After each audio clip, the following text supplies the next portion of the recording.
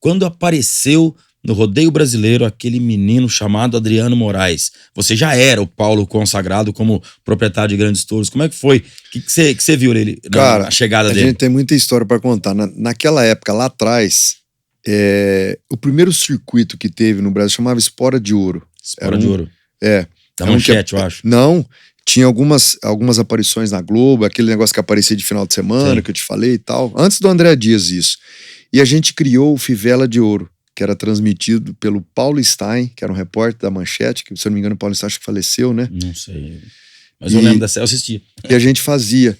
E naquela época eu fazia Maringá, fazia em Londrina, fazia um monte de evento, e apareceu o Adriano Moraes, aquele cara raçudo pra caramba, que o Adriano era um que apertava muita corda, mas a alça do Adriano já era baixa. Então.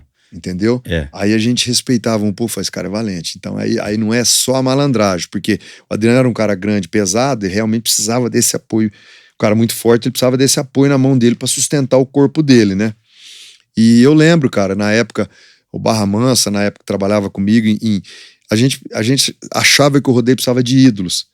E eu lembro naquela época do auge do Adriano, nessa época quando ele entrou, ele ganhou várias etapas do circuito, Divinópolis, Maringá, não sei o que, se a gente puxar aí com a TV Rodeio, você vai ver essas histórias.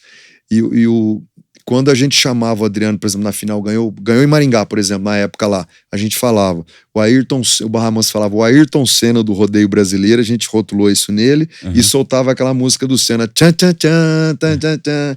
Então acho que a gente foi criando esses rótulos, essas histórias. E aí vinha ele, fala bem pra caramba, não tinha medo da entrevista, então chegava à televisão, ele tava lá pra falar. Isso que é importante pro esporte. E essa evolução que você falou aí, depois dos antigos, dos peões que eu falei, do Tião, do Salustiano, assim, falando agora, aproveitando falar do Adriano, falar de competidor de touros. Pra mim foi o melhor peão de touros de todos os tempos. Do planeta. Inigualável. Entendeu? Porque o Adriano, e sofria, porque era um cara que ele tinha técnica, mas tinha que montar um pouco na força, porque ele era um cara grande, mais pesado. Você vê que a maioria dos peões de touros são tudo levinho, né, cara? Os caras têm um equilíbrio aí fora de sério. E o Adriano pegou aquela época difícil, daqueles touros difíceis também, na época que tinha, e com menos recursos, vamos dizer assim.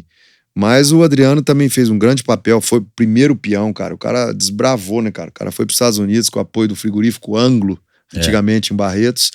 Então acho que o Adriano foi uma das pessoas também que ajudou a mostrar a cara do Brasil para fora, no mundo, valorizar o rodeio brasileiro e abriu, né, os peões.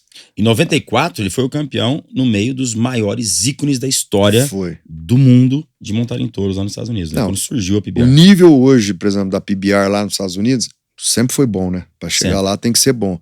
Mas na época do Adriano era muito melhor. Você sabe disso. Os caras não caíam de qualquer touro. Porque a PRC andando maravilhosamente bem, os competidores da PRC se uniram e foram montar a PBR. Os 20. Você lembra? Né? Teve a Blue Riders Only, que também que era antes, né? Que era também talvez uma experiência disso. Foi. E tal. Mas o seu relacionamento com ele sempre foi bom. Lógico, o Adriano sempre foi uma referência no segmento. Ele teve aqui, eu esqueci de perguntar. Acho que touro bom, eu sempre falei. Touro bom tem que ter competidor bom, tem que ter peão bom junto. Senão você não mostra o touro. E eu vou fazer uma provocação aqui, depois se ele pegar esse corte, já estamos ferrados. Será que ele caiu mais nos seus touros ou ele parou mais nos touros seus que ele montou? Cara, a gente sempre brincava com isso. Eu acho, cara, no geral, você fala de todo tipo de touro. Não, nos seus touros. Touro da Companhia Paulo Emílio. Se ele montou, sei lá, 200 touros.